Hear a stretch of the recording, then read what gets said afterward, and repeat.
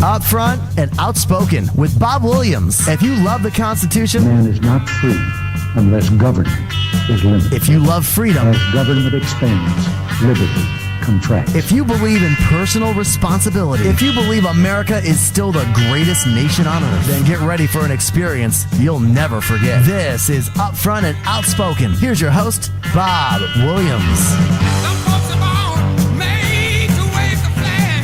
Ooh, they're red, white, and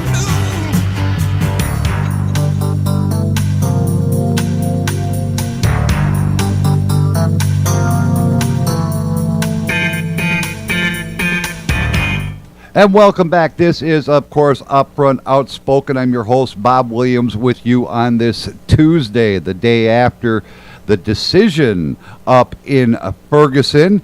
And what can I tell you?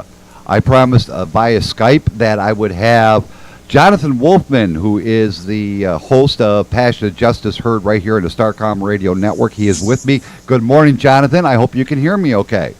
I certainly can, Bob. How are you? Good morning to our audience out there. I speak to you from right outside our nation's capital, where it's a kind of a gloomy gust day out there.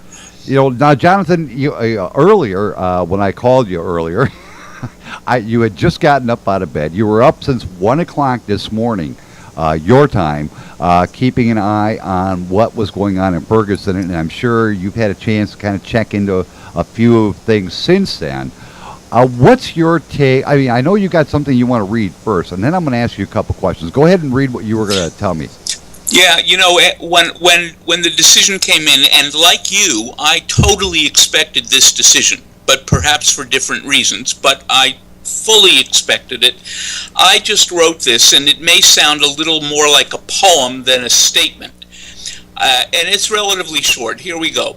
Kindling, then combustive anger, born again, hopeless alienation, searing anguish, precise explosions from a sorely, perpetually abused people, yet again, wholly dismissed, slapped silly across its sputtering muzzle.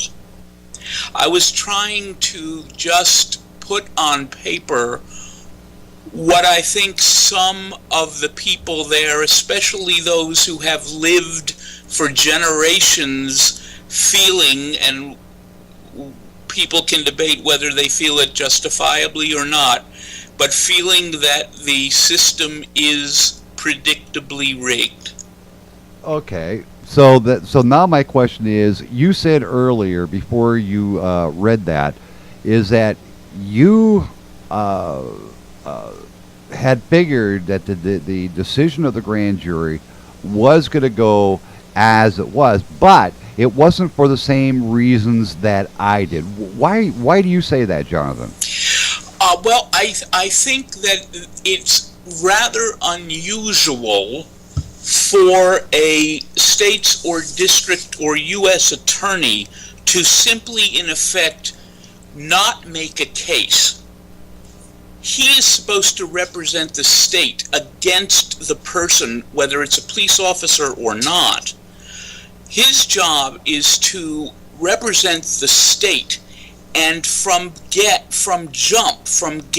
I just had the feeling that he sort of was representing the police, and that's fine. Well, the thing is, though, Jonathan, the district attorney himself did not preside over the grand jury hearings. It was the assistants under him. So he himself, I mean, granted, he was there. He talked to the assistants before they went back and forth into the grand jury, but it was the assistants who actually presented their case, which is, like you said, has to be, protecting the citizens of Ferguson, the citizens of that county.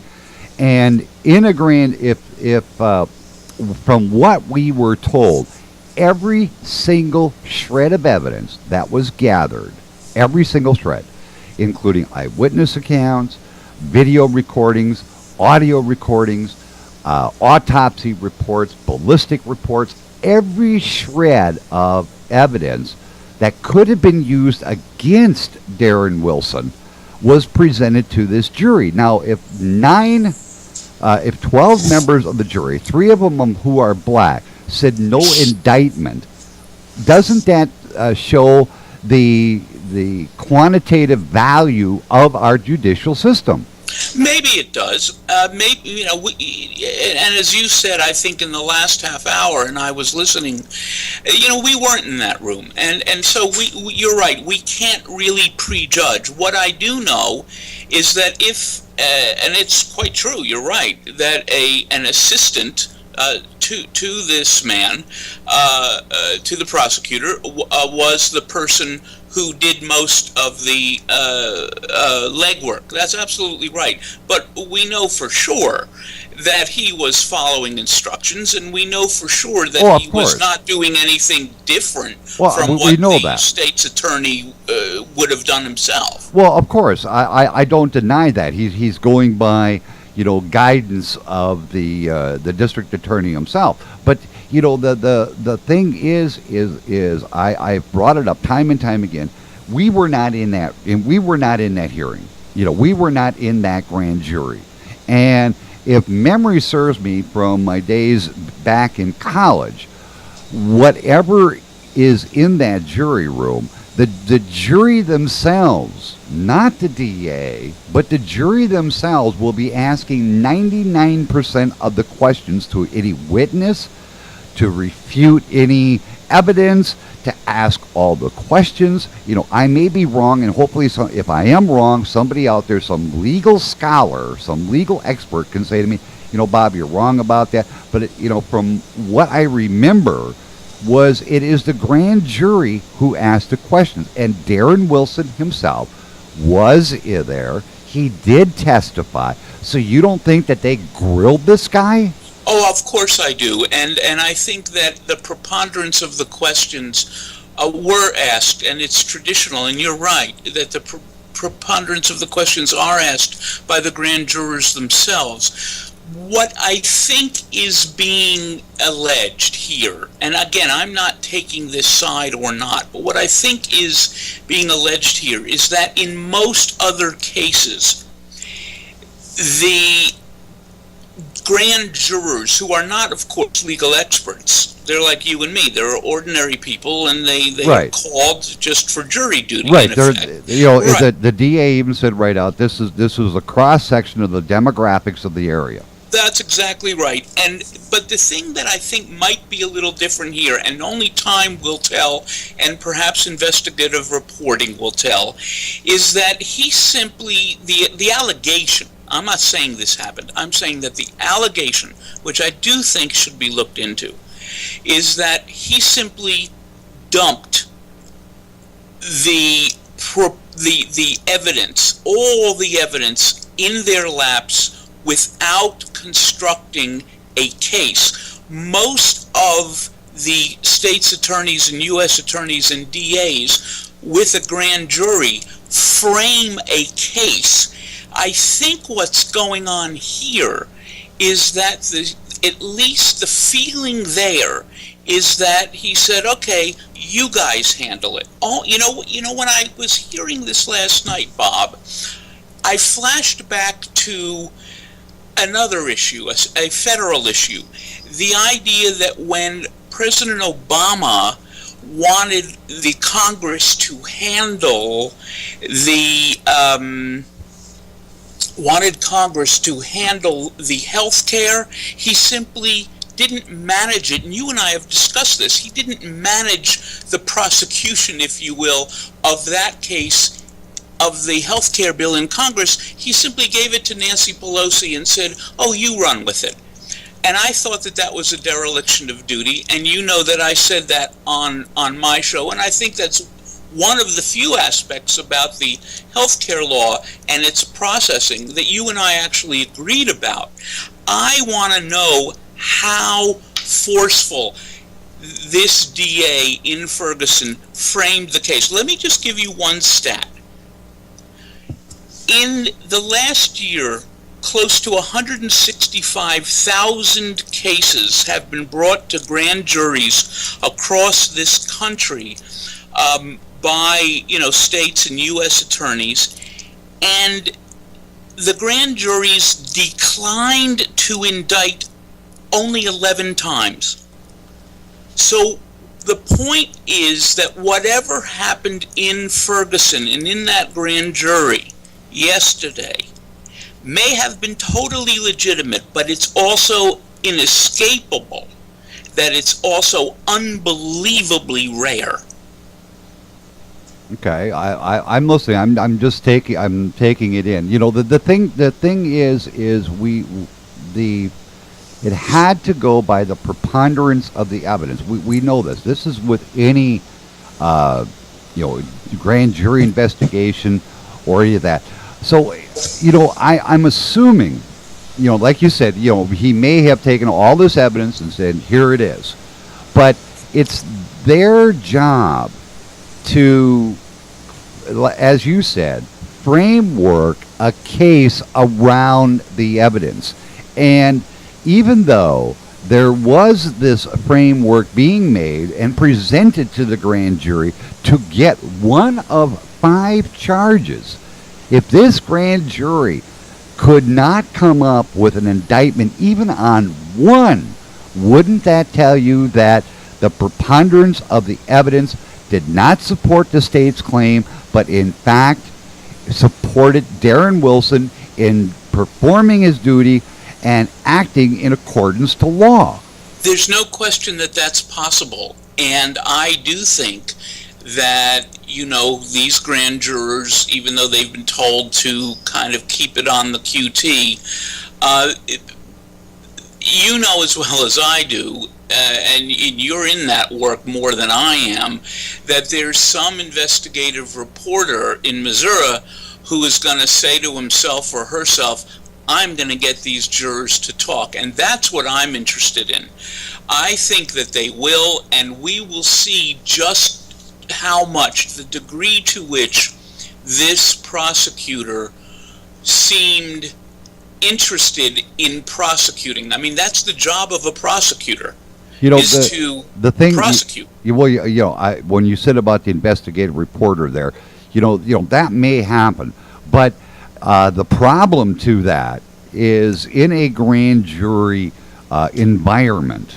Okay, it's going to be extremely difficult unless one of these jurors themselves come forward that we will ever know the name of the person, the race of the person's vote. We will never know. These are sealed records, and they are not going to be available to the media. They're not going to be, to anyone. The only way we are ever going to know, who voted and how they voted is if one of these jurors says, all right, I've got to come forward and tell them, people why I voted. But then that person also must realize that by coming forward, they are also placing themselves in peril, given what is right now going on up there. That's exactly what I'm saying. I think somebody on that jury, because you're right about the law and the sealing of the case, etc. You're absolutely right, Bob. But what I'm saying in addition is that I actually think there will be incentives for some grand jury member to crack. Well, the only way that's going to very interesting. The only way that's going to happen is somebody like Inquirer or one of these rag mags says, well, here, we're going to give you $100,000. We're going to give you $10,000. We're going to pay you to come forward. Well, you pay somebody, they're going to say what you want. This has got to be, in order for this to be a legitimate individual to come forward, and they would have to do it voluntarily without looking at any kind of financial reward or personal gain, because the second this person comes out in the Inquirer or on Entertainment Tonight or on some of these other places, they're going to be looking at, okay, this is my 15 minutes of fame. I can make all this money. The only way that a legitimate reasoning can come forward is if this person who, if they do come forward, is that they're not looking for anything. They don't want anything. They're not going to gain anything. No matter what comes at them, they got to turn it down. Then maybe people will believe them. Yeah, I mean, I think what you're saying is persuasive, and let me just say too, under no circumstances do I think, and I really want to emphasize this, under no circumstances do I think that it is a good idea or justifiable for people to destroy things and go after people, go after police cars, go after businesses. It is absolutely wrong. Well, you just took away my next question from you. You do know this, right? Of course. The thing is, we've heard President Obama, we've heard the district attorney, we've heard the governor say, and we've heard civic leaders, including the Brown family, say, look, no matter what happens, calm needs to prevail. President Obama even said right out, minutes after the decision was made, that there are more constructive ways to turn your frustration and anger over to. Now, we have seen once again, and I said it on my show, that if you remember way back, Mississippi burning, well, we got Ferguson burning. This is the Watts riots of 2014. I think you're right, and I think it's just a damned shame. All I'm saying, in addition to my agreeing with you that it is the wrong approach, the wrong reaction, I think that what we don't fully or take in is what we've not seen, the years of policing across this country that has felt utterly unbalanced in minority communities. And so that when something like this happens and the majority culture says, oh, let's go about this the right way, don't burn down businesses, don't throw rocks, don't go after cop cars, don't set some business or some warehouse on fire, I think that we simply have not justify it. There is no justification, but I do plead with the audience to at least put yourself in the shoes of some 20-year-old or an 18-year-old who may have heard stories from his grandfather and his father about having been done to all his 20 years. They've heard those stories. They've seen their friends get pushed around and pushed around and pushed around. And so life is not lived in the same ways in majority communities as they are in minority communities in this country, particularly my color. And so all I ask is that as we condemn it, and I'm not saying not to condemn it, let's have some understanding of the different historical contexts in which we live. Well, I agree that we should do like what Martin Luther King said. If you're going to protest, there is a right way and a wrong way. And it seems that once again, and I hate to say, I told you so, I said right out that once this would happen, we would have another Mississippi burning. And it was the few, not the majority, the few who have lived up to the reputation of destroying businesses. 3 of them that we know of have been torched. Vandalisms have occurred. And I said on my show, and I'm going to ask you this, Jonathan, given the circumstances, and you see these businesses next door to you or just down the road from you going up in flames, what the hell would you do right this moment?